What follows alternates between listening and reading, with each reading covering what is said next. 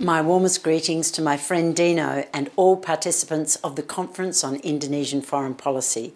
Your work is vital in building stronger relations between nations and in the maintenance of international peace and security. The great nation of Indonesia plays an important role through its regional and global leadership on many important issues. Engaging with other countries bilaterally and multilaterally in support of the rules-based international order will ensure that future generations have the opportunity to prosper and build stronger communities. I wish you every success in your conference deliberations.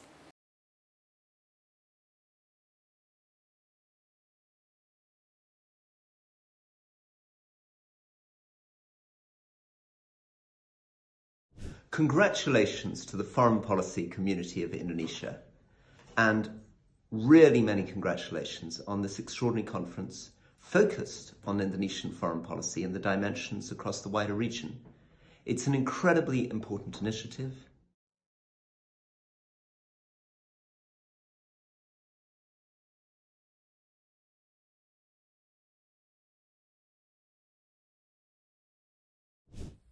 Hello, this is Steve Howard, Secretary General of the Global Foundation, coming to you from London.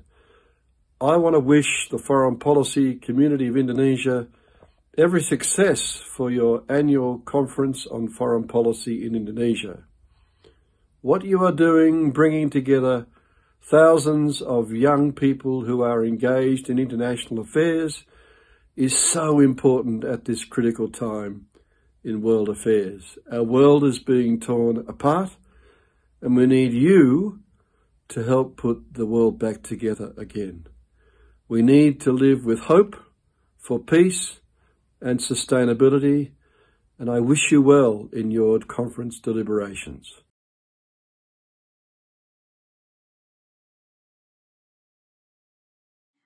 Assalamualaikum warahmatullahi wabarakatuh.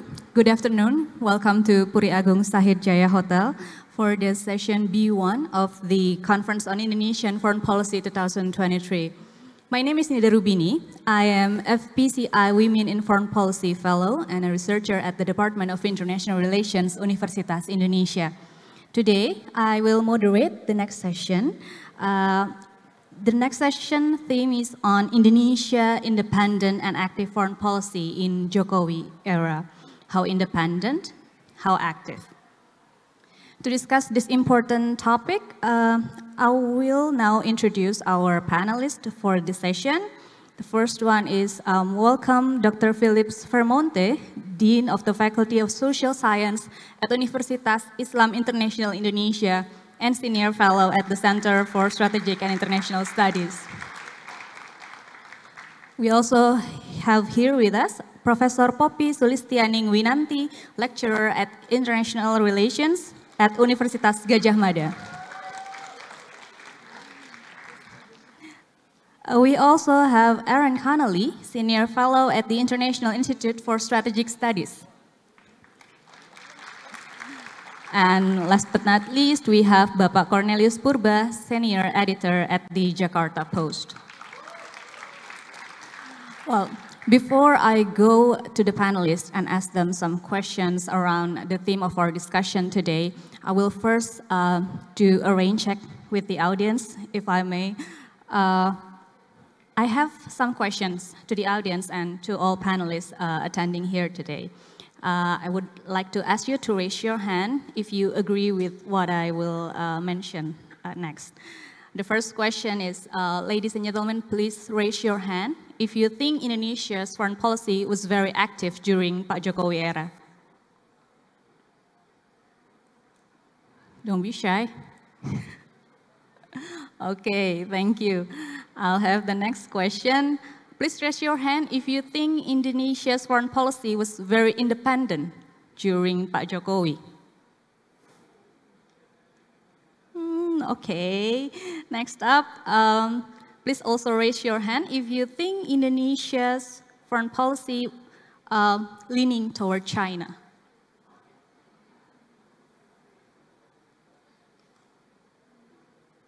Okay, next question.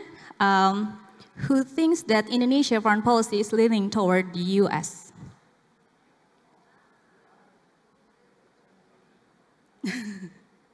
Okay, thank you.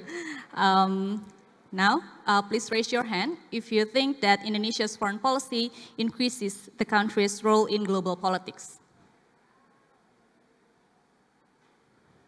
I see. Last question. Who thinks that Jokowi's foreign policy is heavily influenced by domestic politics? Okay, now I have more hands raising.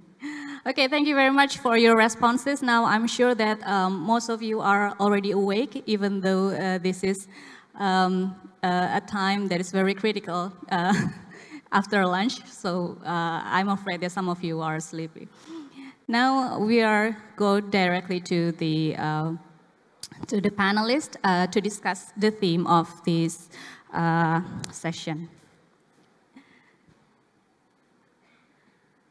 Well, Bapak, Ibu, we had some kind of preliminary survey to the audience, and those are some of the questions that maybe I want to dig deeper with you in this session.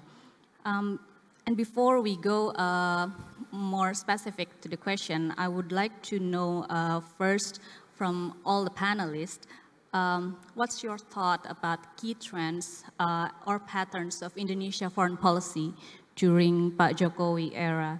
Maybe you see some type of relationship that Indonesia built with other countries during his tenure, whether he tends to use a bilateral or maybe multilateral approach, or is he very transactional or good faith based, or whether there is a clear grand strategy, or even there's no such thing as grand strategy for Jokowi's Indonesia foreign policy.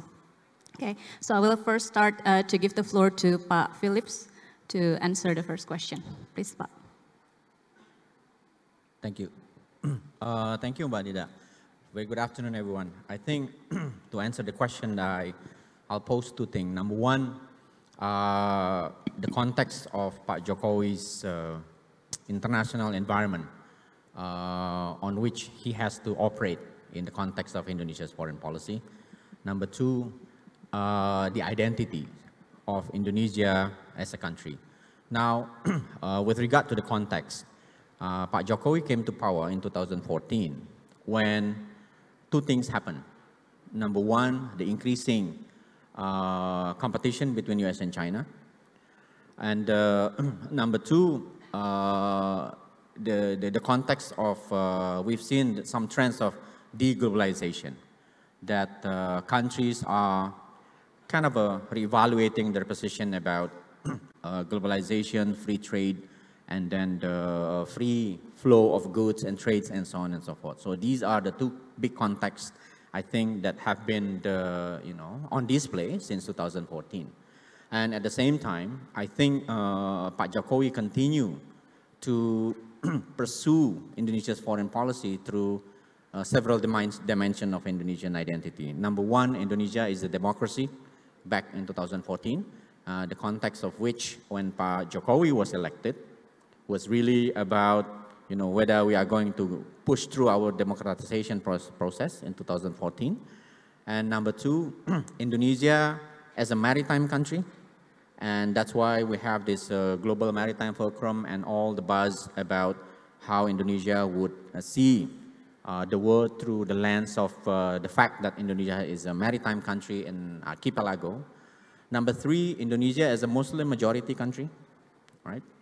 So number four, Indonesia has become more and more assertive in terms of economy, right? Indonesia becoming a member of G20 and so on and so forth. So these four identities, sometimes they overlap. So Indonesia at one point is a maritime democracy that would favor some sort of a world order, rule-based order in terms of how maritime space being regulated through UNCLOS and so on. Indonesia has been the main proponent of UNCLOS when it came into being in 1982. And then at the same time, you will be seeing as well Indonesia playing some sort of role in conflicts afflicting Muslim majority countries in Middle East and in some countries in our part of the world as well, in Southeast Asia. Right? Now, the big context and the identities kind of intermingle. Right? That's the first thing that I'd like to say. Number two, judging from the short survey that we just did, that Indonesia is more domestically oriented since 2014, I think that's also something that we have to accept. There are at least two reasons for this, I think. Number one, compared to President SBY, people, observer, I think would agree that President SBY was a foreign policy president. Foreign policy, international issues are his cup of tea, so to speak. But for President Jokowi, he's more into building the material capability, if I may use some kind of this more academic term, material capability, economic development, infrastructure development of Indonesia. Because without material capability, I think what he has in mind was that Indonesia would not be able to pursue foreign policy without this, because there will be no weight in terms of how Indonesia would influence the relations in the region, also beyond Southeast Asia. Now, secondly, I think two things happen as well. Number one, this increasing conservativeness in our society picked with, this, the movement, 212 movement and so on. I think it came as a surprise to President Jokowi back in 2015, 2016, so that he immediately, I think, shift his focus towards, attending this domestic problem. And don't forget, COVID-19, 3 years of COVID-19 would force any country across the globe to look more into their domestic national interest. Of course, there are cooperation when it comes to vaccines production, vaccines distribution, and so on. But it was done because all countries are thinking about their own survival, the survival of the people, and so on and so forth. So I think in the beginning of 2014, Pak Jokowi, as we now know, right, thinking through first term and second term, and then not be able to go to the third term.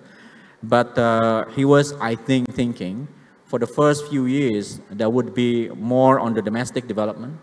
And the end, right, Indonesia then would be, at that time, would be the chair of G20, the chair of ASEAN. So at the end of his term, would be very flourish, right? But then with these two things happen, COVID-19 as well as domestic reality, that kind of forced Pak Jokowi to be more inward-looking. Thank you, Pak Philips. The building of material economic capability, and then the increasing of conservativeness, and the COVID-19 pandemic are the intertwining issue which makes the pattern of Pak Jokowi foreign policy. Now I would like to move to Prof. Poppy. Maybe you can also share your opinion about the key trends and patterns of Pak Jokowi foreign policy. Thank you, Mbak Nida. First of all, I think I need to apologize if I'm not in a very good performance, because a dear colleague this morning has passed away, and I'm really sorry for that. But then I'm going to respond to Mbak Nida's question. I'm echoing some of Pak Philips' statements earlier. I suppose that many people, when Pak Jokowi took office 2014, many people know that he somehow lacks of international experience, especially compared to Pak SBY. I think Aaron wrote a piece on that too. So he has a tendency more on the inward looking, and then emphasizing more on the domestic issues rather than positioning Indonesia in international affairs. In this context, I think the question about the trends and also patterns of his foreign policy cannot be separated from this kind of situation, that he has much more tendency towards fulfilling his domestic objectives, which is nothing wrong with that.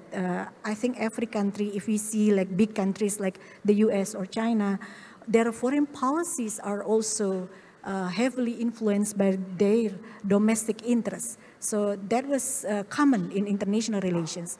I think as one very famous statement saying that foreign policy begins at home.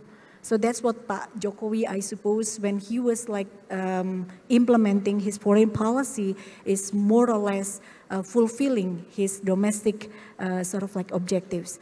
What we mean by the domestic objectives, the first thing is especially regarding the economic issues. So that's why some people see that during Pak Jokowi's presidency, more or less Indonesia's foreign policy is emphasizing more on fulfilling this opening up Indonesian market, securing international access for the market, and also inviting more foreign investment to Indonesia's soil. So that those are the objectives of Pak Jokowi. So that's why some people see that as compared to Pak SBY previously, Pak Jokowi had no sort of like the grand strategy like zero enemies, no enemies, zero enemies, 1,000 friends, things like that. We didn't see that from Pak Jokowi because it's heavily influenced by his position to how serving the foreign policy as part of fulfilling the domestic objective. However, at the same time, as Pak Philip mentioned earlier, that what we see in the world is also very dynamic. The rising sort of like competition between China and the US. And then during the second half of his term, we also face what we call as the COVID-19. So those leave a very little room for Pak Jokowi to have a more maneuver in international affairs. I guess that's my response. Thank you, Mbak Nida. Thank you, Prof. Poppy.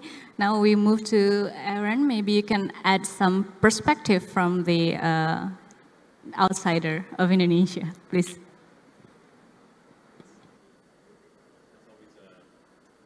That's always a dangerous proposition, offering a perspective from outside on Indonesia and foreign policy. I think maybe the best way to look at this is, as an assessment of, did the Jokowi administration accomplish what it set out to do? And what its declared goals were at the outset of its term, and how did those goals change over time? And I agree with Prof. Poppy and with Dr. Phillips in terms of their analysis of those questions. I would just add, I think when President Jokowi ran for president in 2014, in some respects he was running against Prabowo Subianto, but he was also running against the figure of Pak SBY. And SBY was so associated, I think, in the minds of people who were following Indonesian diplomacy at that time with summit diplomacy. It was really diplomacy KTT. And President Jokowi offered a new vision for Indonesian diplomacy that was diplomacy membumikan. And that vision has been implemented in different ways over time and with varying levels of success. But it was perhaps a more of an alignment with the way that Indonesian politics were thinking about Indonesian foreign policy over time. And that's, as Prof. Poppy says, that's a kind of natural thing to happen in democracies. And it tends to happen more in democracies over time. And we've seen this in a number of other countries in Europe and the United States.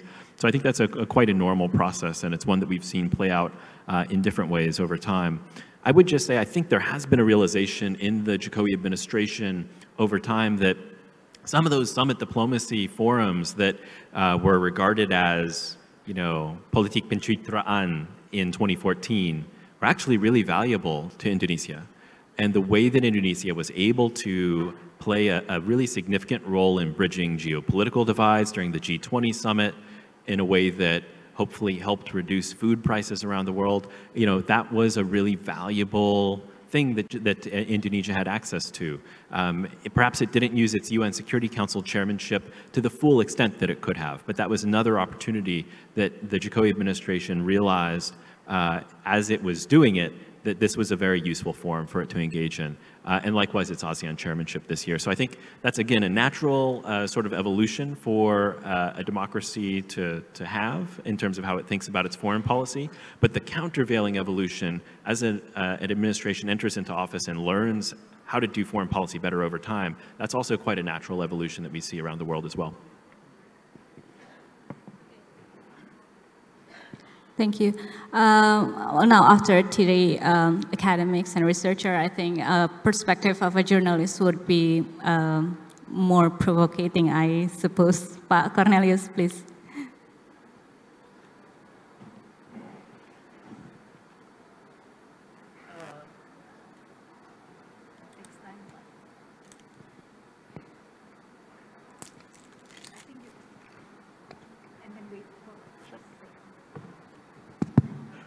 I'm from a very old generation. Especially I want to address those who subscribe to Jakarta Post. This is my priority to talk with you.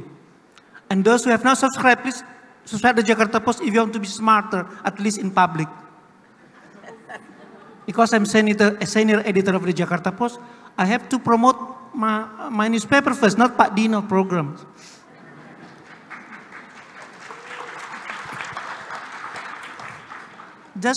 Don't just clap your hand, but contact Jakarta Post. Okay, ladies and gentlemen, why I'm standing? Because I'm sitting, I'm thinking like that Constitutional Court Chief Justice who give privilege to the son of someone. So I'm standing here, I'm a journalist. A journalist can criticize anyone, anything under the sun except the owner of the company. Never do that. First, Indonesia is middle power. You can act a superpower in middle power. Indonesia, world third largest democracy with all problems after India and US. Maybe a second. Now US should be the third after Donald Trump. Pak Jokowi came to power. We are talking about first period, right? Indonesia basically is very inward-looking. You're very inward-looking. People think, like US, certain extent, everything is available. Why should I go there? And Pak Jokowi first most dramatic policy is he abandons Japan and who moved to China without enough preparation. The Jakarta-Bandung Speedy Train Project, without preparation, see, he chose a Chinese site because China promised this is business to business, while Japan say this is government to government. I don't blame China, I don't blame Japan, but I mean foreign policy without preparation, very impulsive. Because Jokowi, I think, realized China should be my priority. Economically, Jokowi very dependent on China. Who is not dependent on China? Any countries, say to me, maybe Vatican, even Vatican very scared with China. So he chose, already finished, 40 seconds. He chose China, and it can happen 4 years longer than 2019, at least 20% higher cost, but that is the price approaching China without enough preparation. But again, Indonesia foreign policy under Jokowi, very independent, very free, but not active at all. The guide already said time's up, and moderator said shut up. I follow you. Thank you. Yeah, thank you, Pak Cornelius, for making it easier for me. Okay. So very free, very independent, but not very active from Pak Cornelius. Hearing all the panelists' thought on the question before, I'd like to follow up with you, Pak Philip. You mentioned about Global Maritime Fulcrum, the GMF, which regarded as the President Jokowi's main geopolitical doctrine during his first campaign in 2014. What happened to it? What happened to it, especially during the second term? I see that some argue that geopolitically Indonesia has been very shy about it. What happened to it, and is there any grand strategy on the second term in replace to the GMF? All right, I think it transformed into something else. that is now, as all the major powers and also the regional partners of Indonesia, we are now thinking more on the wider landscape that is in the Pacific. And I think Indo-Pacific is a largely a geopolitical construct that based on maritime, the Indian Ocean, as well as our part of the world, Malacca Strait, South China Sea, and go to the Pacific. Now, I think then because of the situation necessitates Indonesia through ASEAN to transform this potentially conflictual geopolitical construct of Indo-Pacific. Indonesia through ASEAN has been trying to transform the potentially conflictual region into more into cooperation, so to speak. That's why then Indonesia worked very hard for ASEAN to adopt this ASEAN outlook on Indo-Pacific, working with regional partners to make sure that ASEAN, i.e. Indonesia then, remains the main driver of this now a new competition that involves Indo-Pacific, where Indonesia is at the fulcrum of this Indo-Pacific. So, and then I think it's just normal and for any country to adapt to the new geopolitical situation. If I may, if time allows, I think it would be more interesting if I can comment on Pak Cornelius Purba earlier statement about China.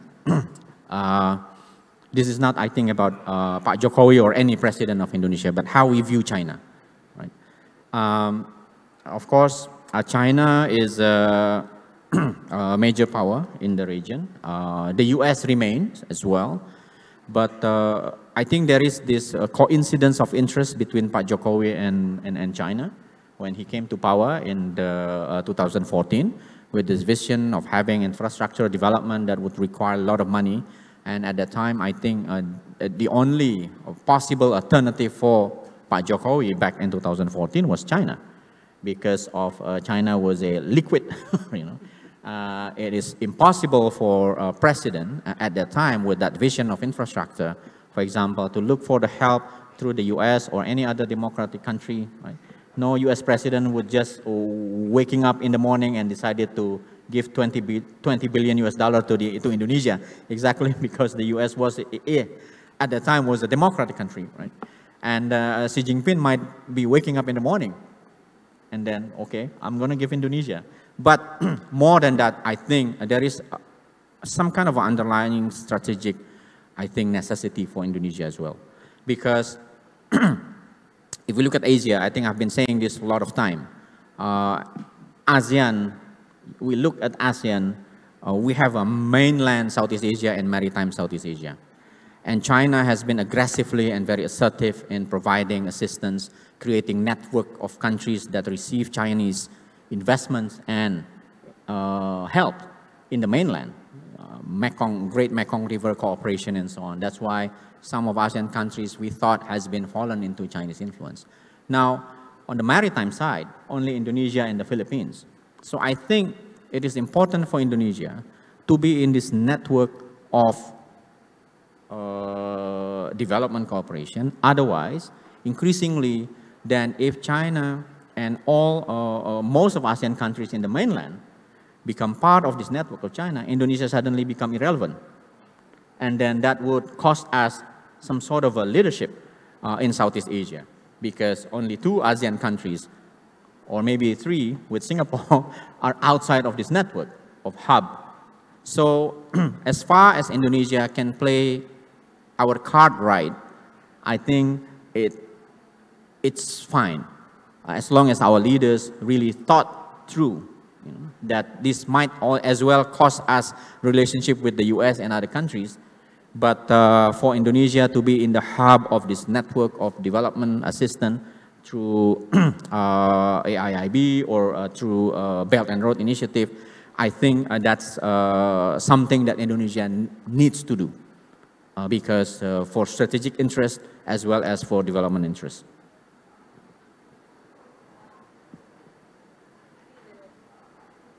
Maybe a little follow-up question, Pak, about Indonesia indication of transactionalism in Indonesia foreign policy. How do you view that? Right. I think we know Pak Jokowi is a very pragmatic leader, right?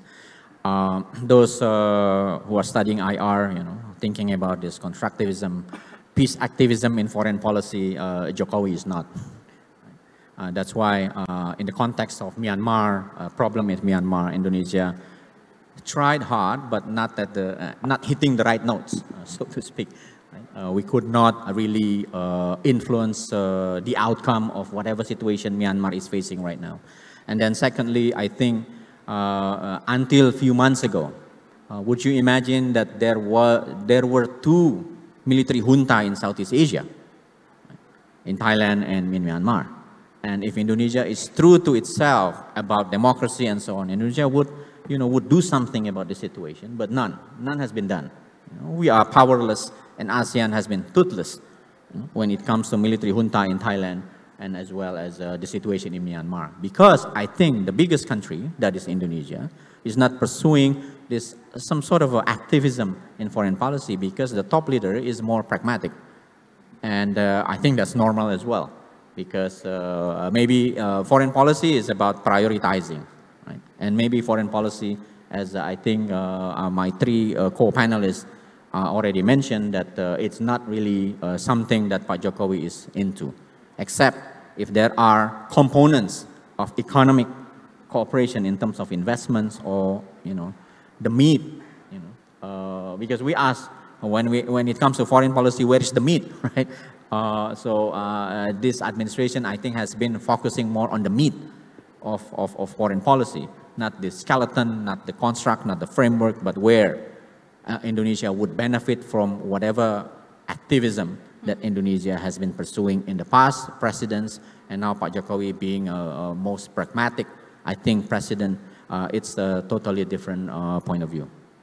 Okay, thank you, Pak Philip. Now I would like to move to Pak Purba. Maybe you also have something to answer back to Pak Philip, but before that, my question is that you have been a long observer of Indonesia foreign policy, and in terms of Pak Jokowi leadership in the foreign policy space, to what extent his populism is influence the foreign policy approach that Pak Jokowi made? And do you think whether there is a strong internationalism spirit or a more domestic-oriented foreign policy in the past 9 years?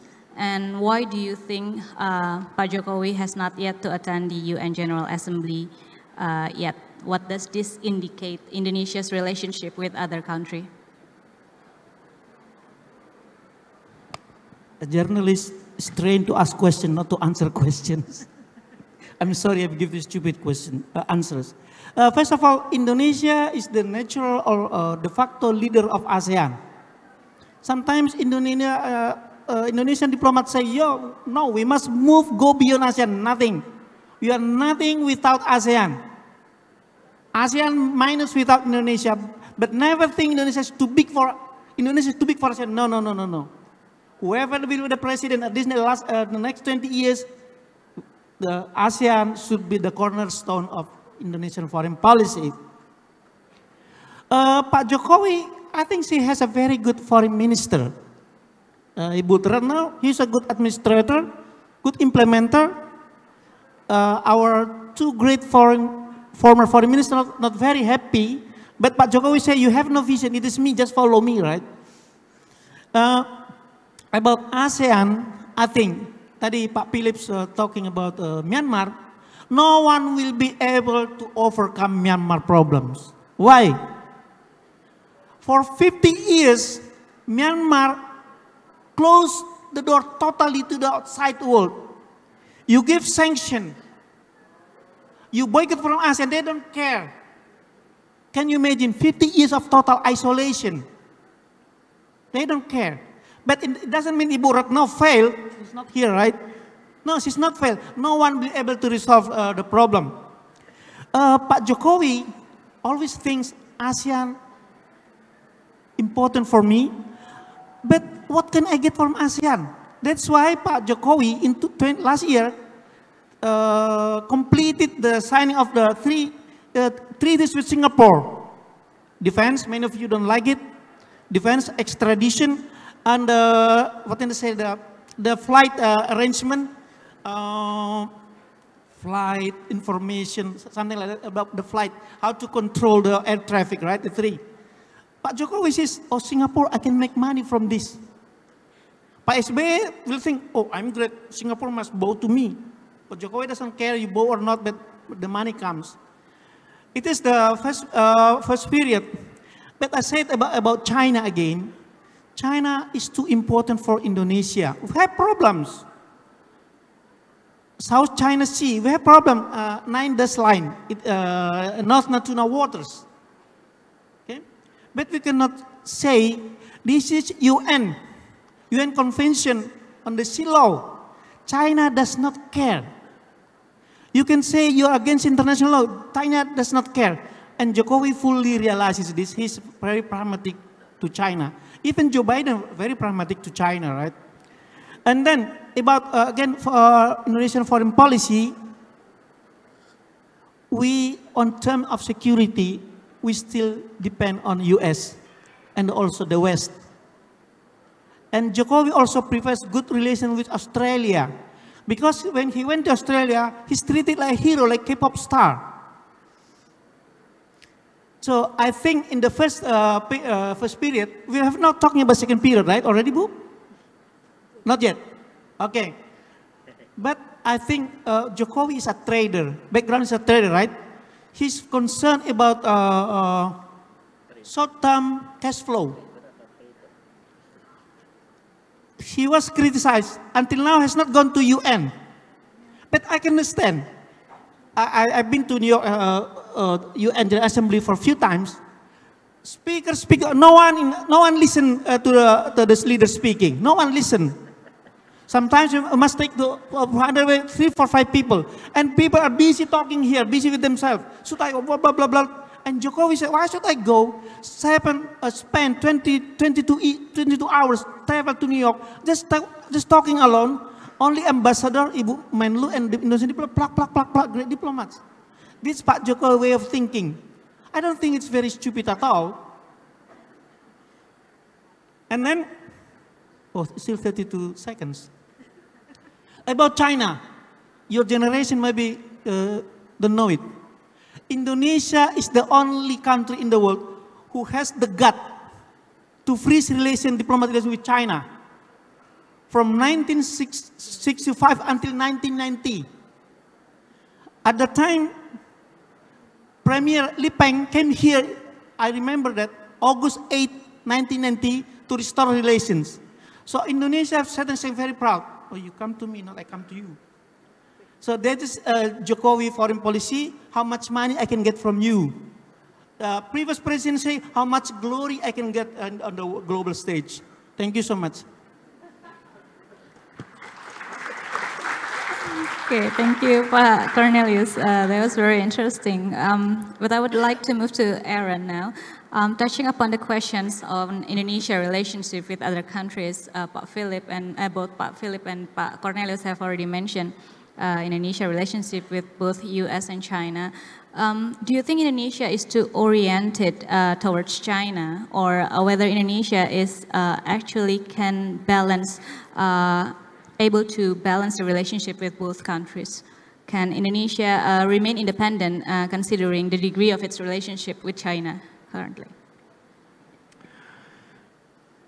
I think, as Pak Philips has already said, Jokowi had specific reasons for going to China and to working very closely with China and to repeatedly visiting China looking for investment.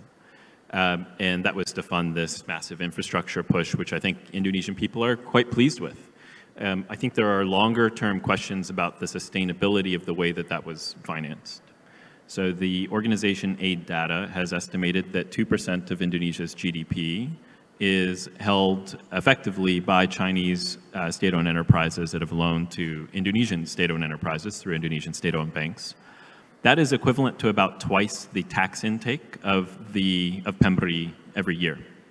So it's a quite substantial amount of money. And although, for instance, when it came to Jakarta-Bandung high-speed rail, that was done through a B2B arrangement as opposed to a G2G arrangement. And I think Pak Jokowi was given the impression at the time that Pemri, that the Indonesian government was not on the hook for that commitment, that it wasn't going to be owed by the Indonesian government. Of course it is, because state-owned enterprises are ultimately accountable to the government.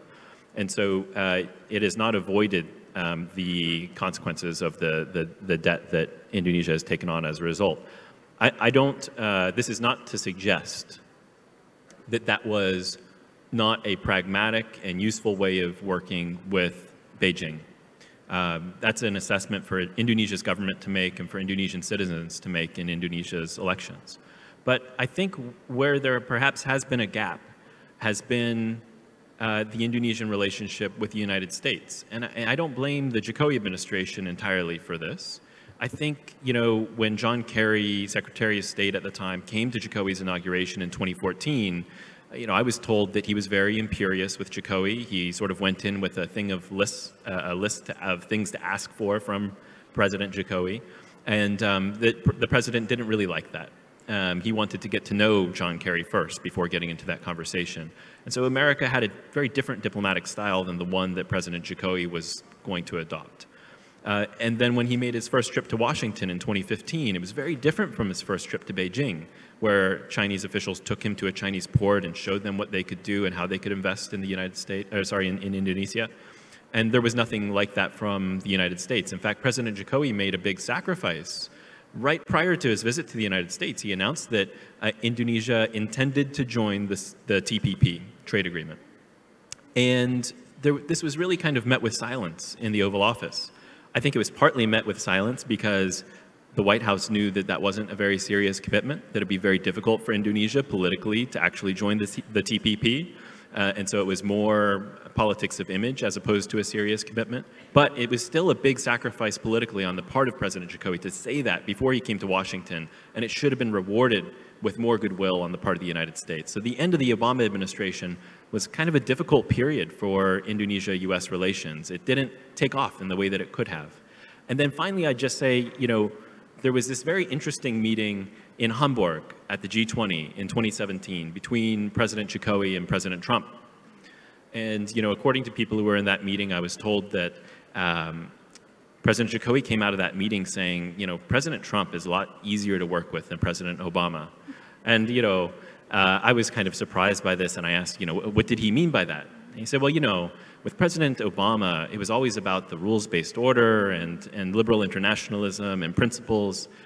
And as I was told, President Jokowi didn't believe that President Obama really seriously, sincerely believed these things, that it was all a kind of bermain topeng. It was kind of, you know, that it was really, yeah, it was sort of principles as an excuse for pursuing interests. With President Trump, the first thing he asked was, why aren't you buying more F-16s? And so it was very transactional. And President Jokowi understood that. And he thought, this is an easier relationship. I think that was a fundamental misunderstanding of how American foreign policy usually operates. Because Americans, even though Americans tend to pursue their principles in different ways with different countries, not always even-handedly, some might argue hypocritically, they do actually genuinely believe in the principles that they speak about when they speak to foreign leaders. And I think Jokowi's inability to recognize that hamstrung the relationship with the United States.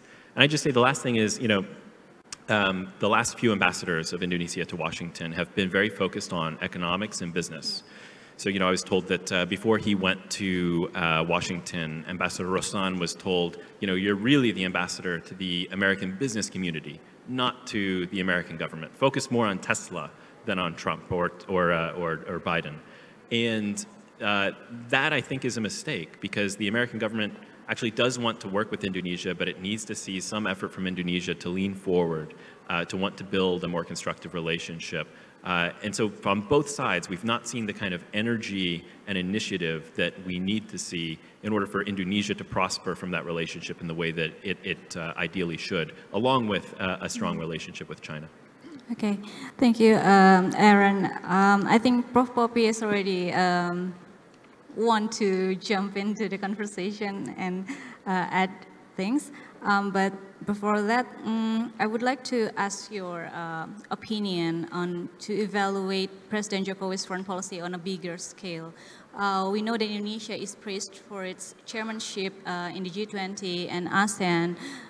However, these are rotational leadership. Do you think that Indonesia has any particular issue where it has become the leading nation in the global stage? For example, maybe how Indonesia pushes the interest of the global South countries in South-South cooperation, something like that. Please, Prof. Thank you, Mbak Nida. To be honest, I'm enjoying listening to Pak Philip Aaron and Pak Cornelis previously. However, responding to your question, yes, I know that some people say that the Indonesia's sort of like chairmanship, both in G20 and ASEAN, is only or merely sort of like rotation. But we have to admit that G20's presidency will be taking time around 20 years, once in 20 years, right? Something like that. So in a way, it's still important. Why? Because by having a position as a chairmanship for such a high level sort of like forum like that, and then being able to decide the focus of the forum is very important. And as we remember that for the G20 chairmanship, Indonesia chose at least 3 sort of like focuses at that time. The first time was the digital economy, and then energy transition, and then also the post-COVID situation with the governance in the global health situation. So those 3 topics are really reflecting the Indonesia's concerns. So by putting that agendas into that kind of forum is already showing the reflection of the Indonesia's interests in that kind of forum. As to ASEAN as well, it is less, more frequent as compared to the G20, but still it is also important, as Pak Cornelis mentioned earlier. So by putting like the ASEAN matters, epicentrum of growth, things like that, Indonesia is showing that that's also the interest of the Indonesians for such a forum. However, back to the questions about the Global South, does that make Indonesia is the leader of the Global South and things like that? I think it still remains to be discussed. Why? Because Global South itself is still debatable. What we mean by the Global South, we have, you like it or not, you admit it or not, Global South has also hierarchy. We are talking about China earlier, India there, but we are also talking about the interest of some probably some small developing countries, and then so on and so forth. So even defining the Global South is still debatable. And as we talked about China earlier, China is the big elephant in the room. So no one can ignore that. So in a way that the President Jokowi's approach towards China, as already explained by the previous speakers, is, in my opinion, is not only pragmatic, but it's also strategic in a way. So you cannot just ignore the big elephant in the room anyway. And then the second thing, as Aaron mentioned earlier, that there has been also change in the global politics situations. I find it very interesting when you mention about the Jokowi's conversation with Trump, but we also see that 2016, the U.S. politics is also completely changed from its previous sort of like administration. Trump has also more like inward-looking situation, you know. He had more concerns regarding the domestic affairs. So we also see from what we see from the Brexit. So everyone in the world, every big countries in the world is trying to also seeing things, their foreign policy based on their also domestic affairs. So that's why I guess why then Indonesia is still in that kind of situation and approaching, probably leaning towards China. It is also pragmatic and also strategic in a way, because there has been change in the global politics anyway.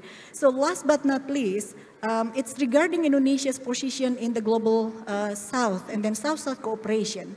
I guess I need to appreciate the idea, the establishment of the Indonesian aid. I think it was like 2019. It was introduced by Pak Yusuf Kalla.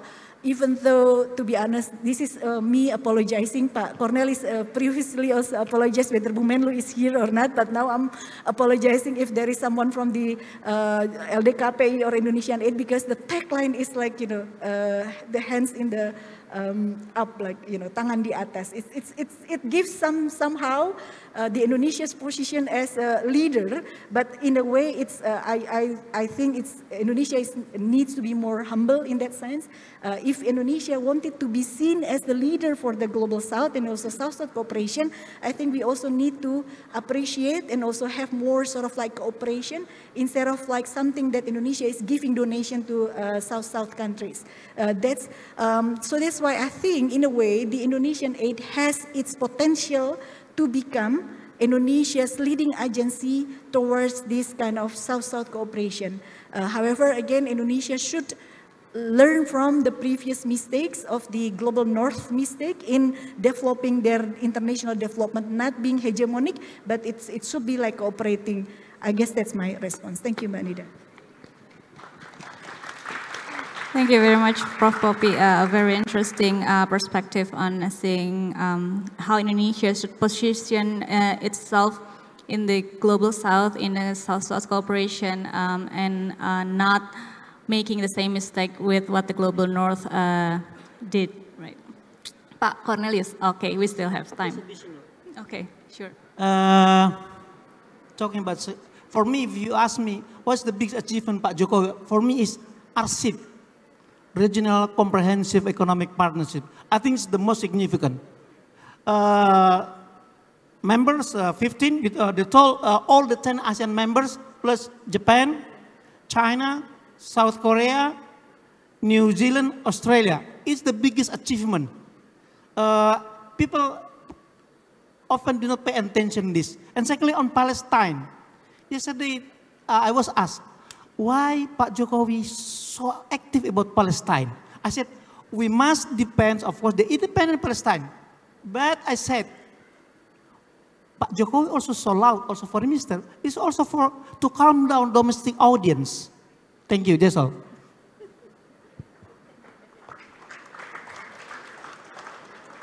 For the addition comments about the importance of RCEP. Now, I think I would have to give the chance to the audience to ask questions to our panelists. We have 2 microphones here on my left side and my right side. If you can, please, who want to ask, move to the microphone directly. The microphone on the corner, please, or this one. I will first take 2 questions. Please mention your name and your affiliation. Okay, thank you very much. My name is Anissa Rahmandadi and I'm a lecturer at the Universitas Pendidikan Indonesia, Bandung. So you have mentioned about the significance of the foreign policy during the Jokowi regime. And my question is, like, looking forward, how do you envision the evolution of Indonesia's foreign policy post-Jokowi? And what legacy will he have in this area that you have mentioned earlier? Thank you. Okay, thank you. Next, please. My name is Ismail from Triple IU. The first questions would be aimed to Pak Purba. And you see before, it's a little bit cliffhanging because you didn't actually explore why Indonesia is not active at that point. So regardless of the reasons why Indonesia isn't active enough, do you think it's urgent for Indonesia to be more engaging? It's not clear in what way being active will bring more lucrative opportunities for Indonesia if you believe that our President Jokowi has been like seeing everything from more benefit-oriented. And do you think there are reasons why Indonesia is reluctant to be more active? And in your analysis, will the next presidents, regardless of who, will continue more profit, not glory-based foreign policies? Okay, and the next questions to Dr. Phillips. I believe that it has been strongly admitted that Jokowi has been like, have unexpected political maneuvers.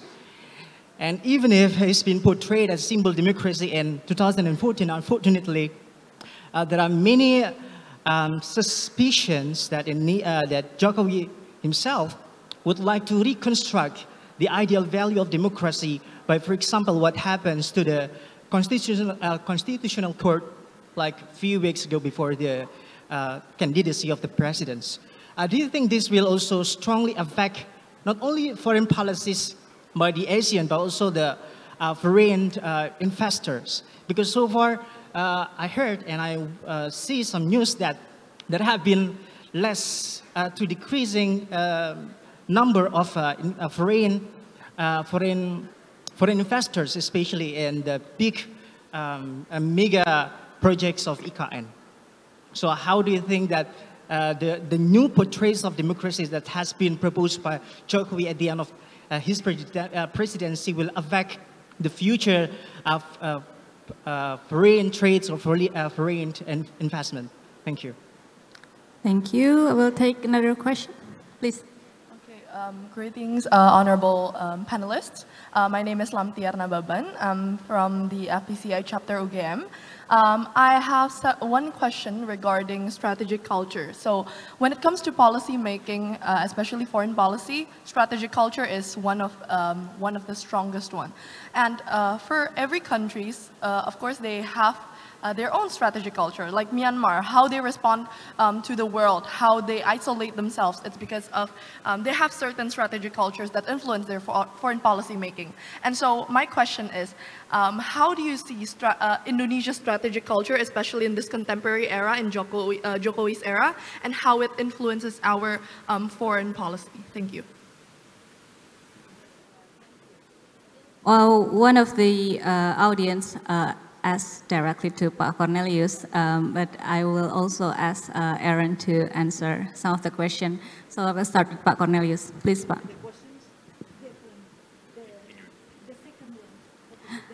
Yeah. He was asking about Indonesia and China relationship, and also how the reconstruction of Indonesia politics, such as the disruption to the Constitution Court, might affect Indonesia foreign policy and maybe affect the foreign investor. Indonesia.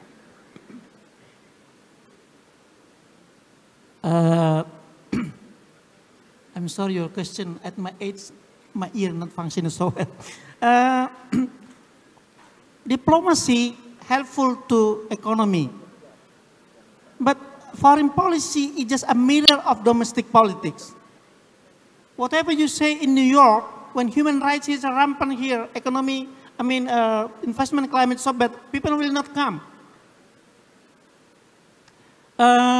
About Constitutional Court, I don't talk about it now, not so popular here.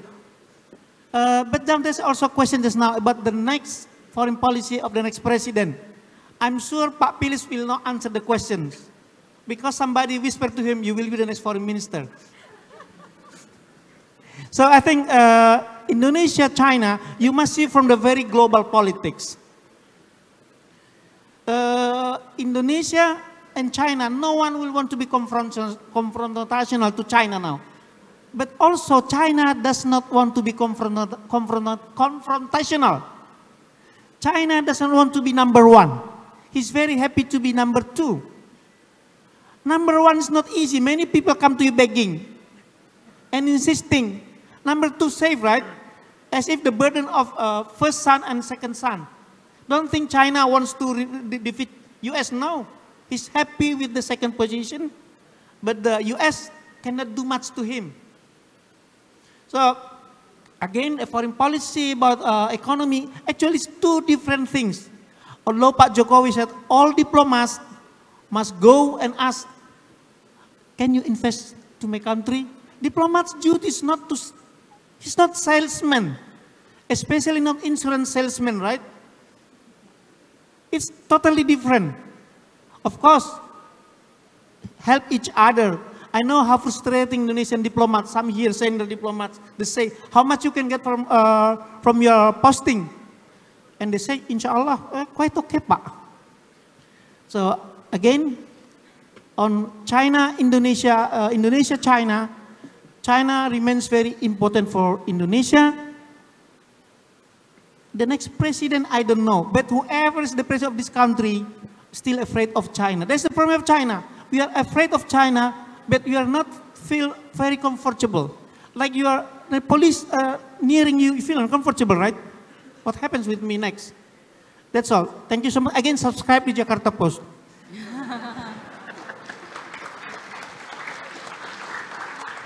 Okay, please, Aaron, if you can answer about the question on Indonesia strategy culture.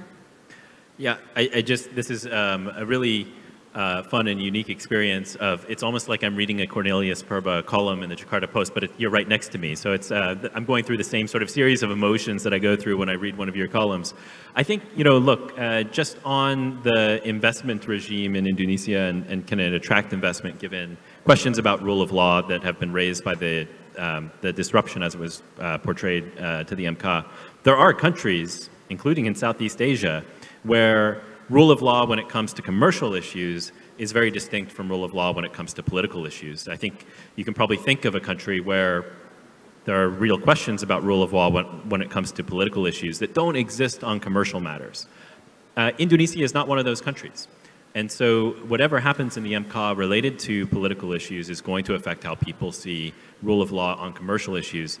And that's really what investors in Indonesia are looking for. They're looking for some assurance that if they put large investments in Indonesia, and when we're talking about the green transition, when we're talking about downstreaming of nickel, where the Jokowi administration has had a lot of success, but they've had a lot of success with investors who might not be, how to put this, might not be the most reliable in the long term.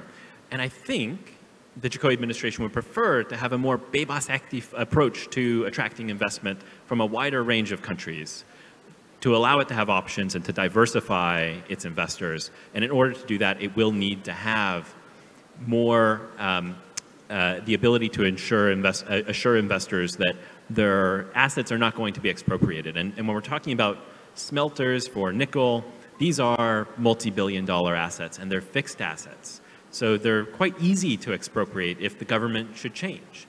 And so I think that's one thing that probably the next administration does need to work on if it wants to capitalize on this green transition as much as possible. The Jokowi administration has made a good start, but if it wants that bebas aktif approach to foreign investment, it does need to go further, and that means not just attacking the low-hanging fruit, like is it easy to get electricity to a new business.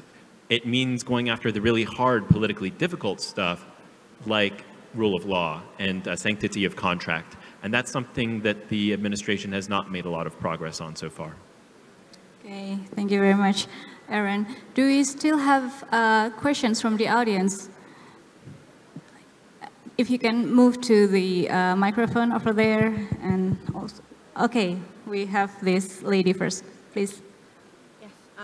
Thank you, honorable speakers and moderator. My name is Elizabeth, and I'm from Parayangan Catholic University.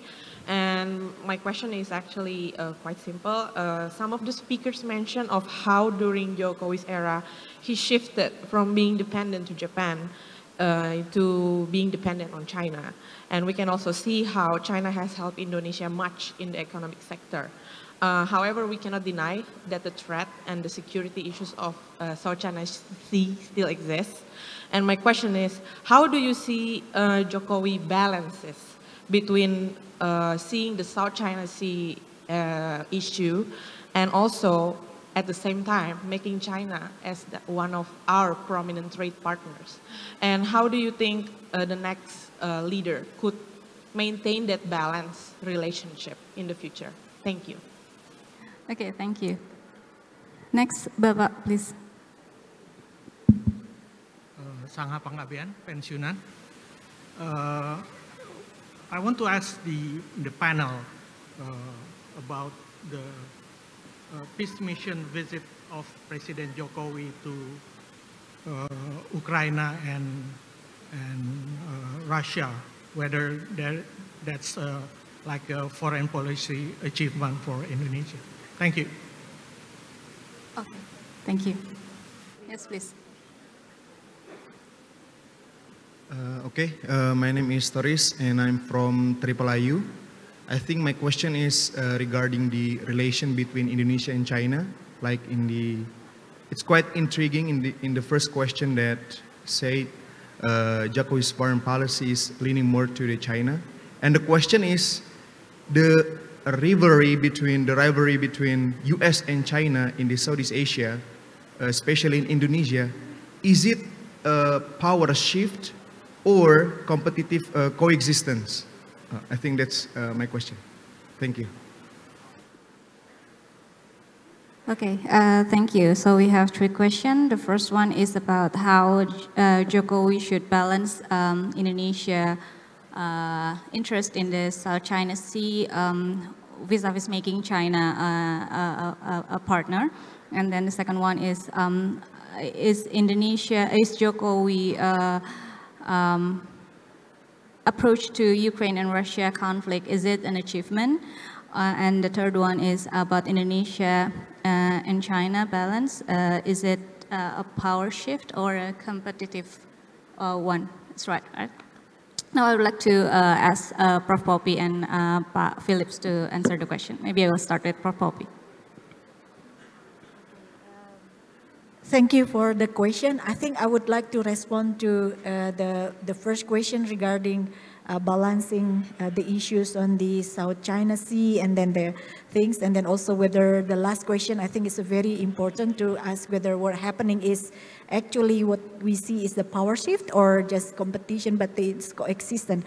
The first one, I suppose, as we can see from here, what happened with the Pak Jokowi's approach regarding China, it seems that Pak Jokowi still, in my opinion, still put emphasis on, again, how to achieve its domestic interests by attracting China's investment, market access, and things like that.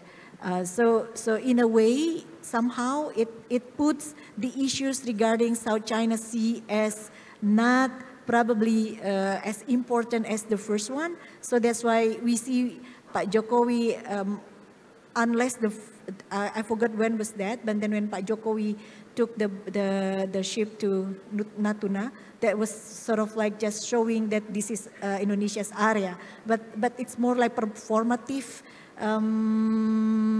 sort of like action, but not the real one. So that's why if then what we see here, again, I think Indonesia is really careful in securing its economic relations with China, but not bothering into more sort of like security or political aspect that will be jeopardizing Indonesia's and China's interest in that sense. So that's what we see. And in a way, I think Indonesia is capable to show that previously we are relying on, say for example, Japanese investment in Indonesia for certain sort of like sectors. Now we can see that Indonesia has an alternative. So we can see that from that kind of perspective as well.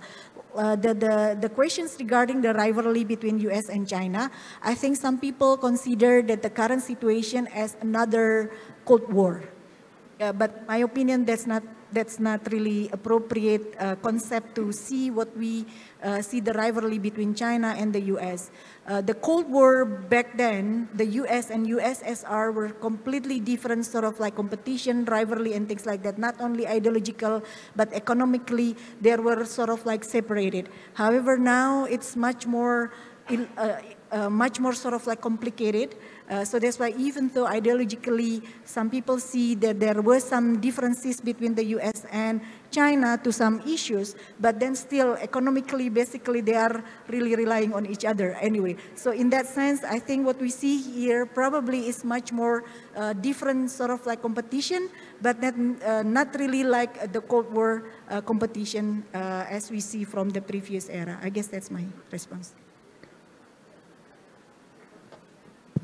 Philip, please. Yeah, thank you. If I may, I'd like to combine, I think we already got 5 questions and some actually addressed to me as well.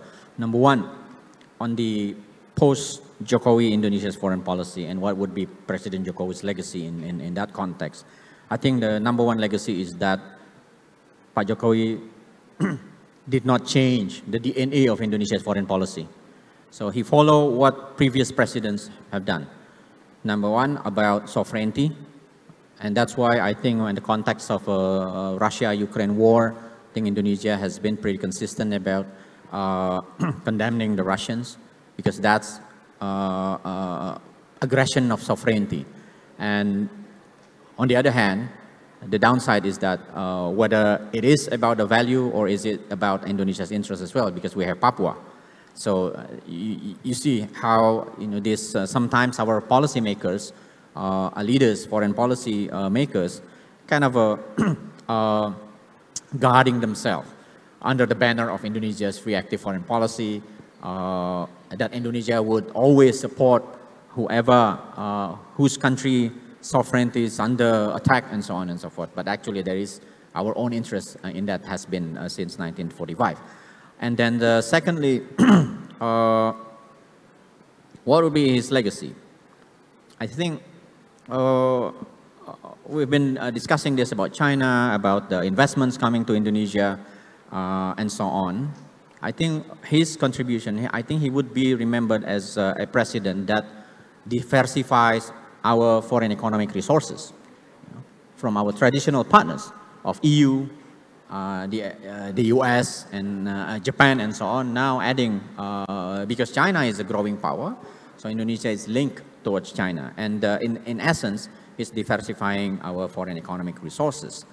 And number three, I think he would be also remembered as a president that would pursue, this is my own term, a more rational, pragmatic foreign policy.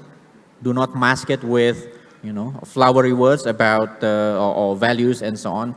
Let's take TPP, for example. We discussed TPP. Aaron mentioned about TPP. Previous president of Indonesia did not want to join TPP. You remember, right? And then the first thing that Pak Jokowi said in 2014 was Indonesia intended to join TPP. Right? And I think the underlying reason was that before we thought about TPP being the pet of the United States. Right? And then, this is typical to Indonesians as well. I mean, all of us here, as my fellow Indonesians, we know what we don't know. We don't know what we know. We know what we don't want. We do not know what we want. Right? So when it comes to issue like, okay, this is the path of the United States, we dislike that. So we reject. So we are not thinking, you remember within TPP, there were Malaysia and Vietnam. So if there are two countries in Southeast Asia with certain degree of anti-Americanism, would be Vietnam. They divided the Americans twice. And Malaysia, has been very ferocious in their critics against the United States, but they joined TPP right away. Because what they are calculating is the cost of not joining TPP, the economic cost of not joining. But Indonesians are thinking about, the cost of joining, if we join, then we'll be seen as our domestic audience as the American followers and so on. So that's, I think, he is contributing to a more rational, I think, foreign policy. Number two, if I may, I know time is up. We already have the time up, if you can wrap up. Right one, last one, okay. On South China Sea. I think it should be in the interest of China to complete code of conduct. Because China, if they really want to be a major power, they have to show the world that they are somehow contributing to the conflict resolution, so to speak. So they have to provide model of what would China be if China indeed become a major power, superpower. But, problem like South China Sea would, I think, give them some kind of platform to be seen by others that this is China. If you are becoming a superpower will be measured by their ability to provide international public goods. That is international security. Thank you. Okay, thank you very much, Pak Philip. Bapak, Ibu panelists and distinguished audiences here at Puri Agung, we can go on to discuss on this topic, but due to time constraints, I would have to close the session. I have some concluding points on our discussion. The first one is that in the context of geopolitical rivalry between the US and China in the region, Indonesia must remain to keep balancing itself. However, for some pragmatic reasons, we can always make sure that our national interest is also important. And then the next one, that Indonesia must also maintain and strengthen its leadership in the regional and global context by focusing on the approach of multilateralism. And lastly, of course, Indonesia government and of course the next president should retain their commitment to the independent and active foreign policy of Indonesia. I thank you, our panelists, for coming and sharing your thoughts, your expertise to the audiences here at Puri Agung today. If we can give a big round of applause for our session. Thank you very much for joining us. I will give it back to Cindy, please. Thank you so much for moderating the session, Mbak Nida. And now I invite everyone to please take center stage and stand up for a quick photo session. And for FPCI to please hand over the token of appreciation.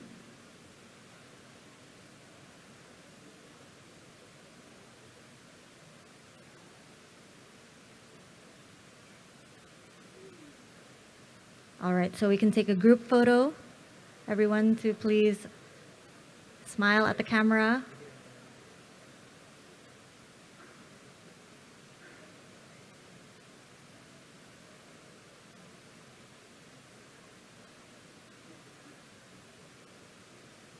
All right. We'll do two poses. First pose, 3, 2, 1. One more time. All right.